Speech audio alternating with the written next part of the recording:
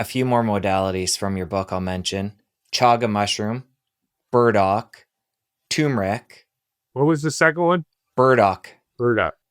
Are those all still things you'd say people should look into? Yeah, I mean, Shaga, so, you could imagine I was sort of a weird kid growing up, but I was a really good athlete, like really good. So I did two things in high school. I played sports. I was like the starting point guard on an all black basketball team and the shortstop and the best golfer in Michigan, etc.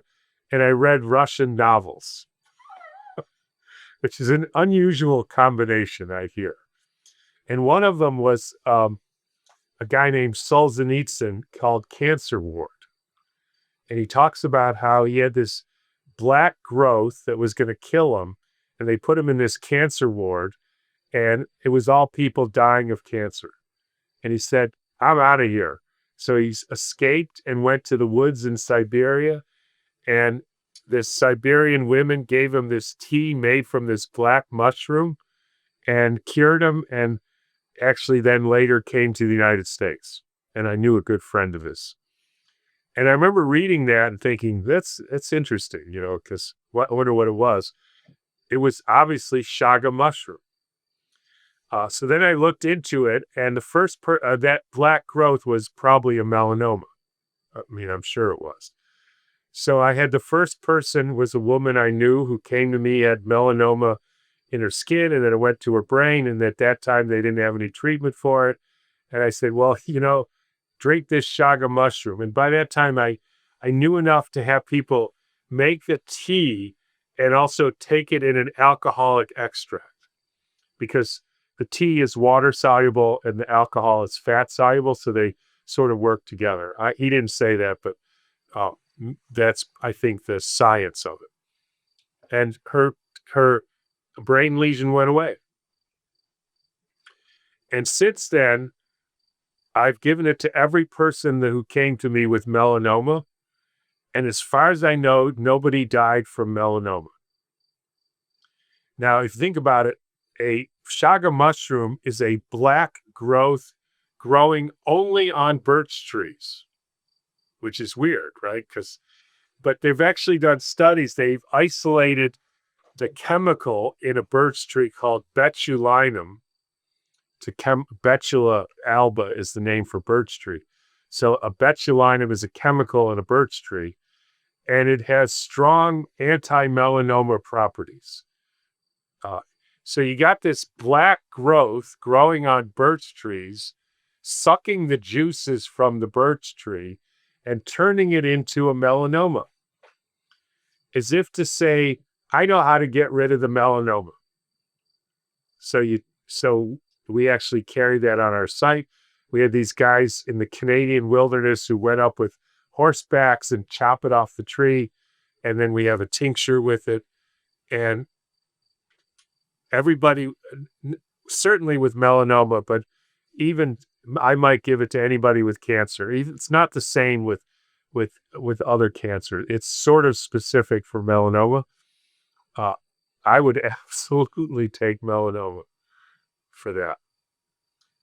Burdock is part of the ESEAC formula.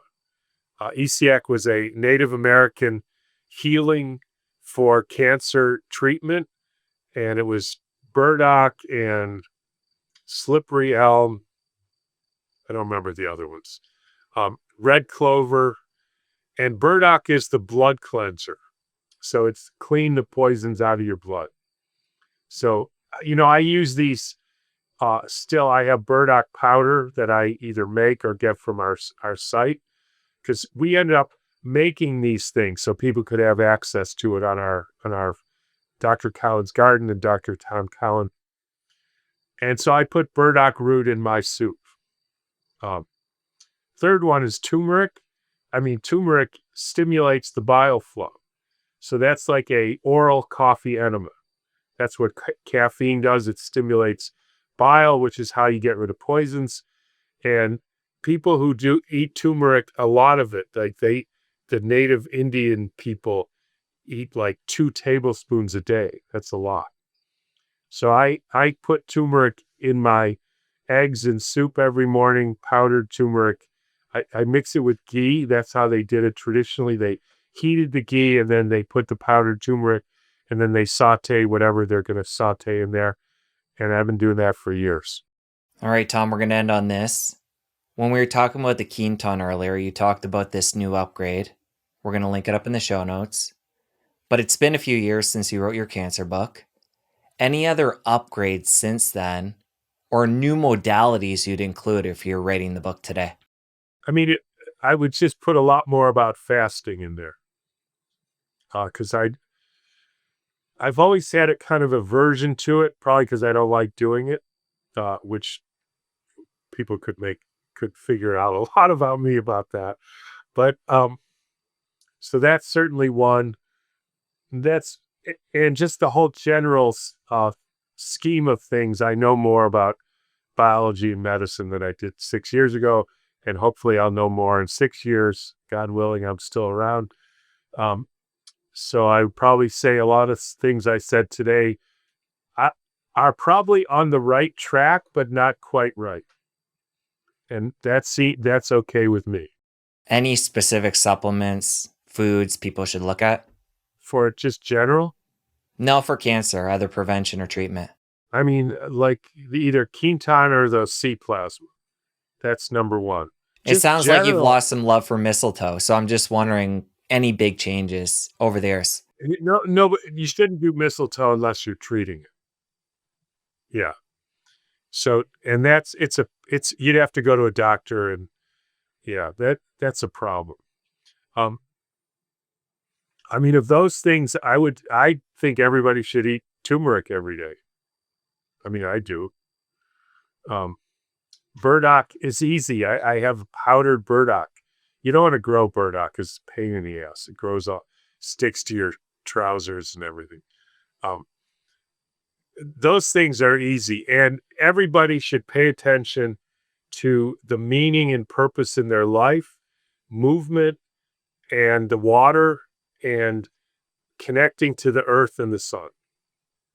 Everybody needs to do that. If you enjoyed that clip, you're going to want to head over here and catch a full episode. I'll see you over there.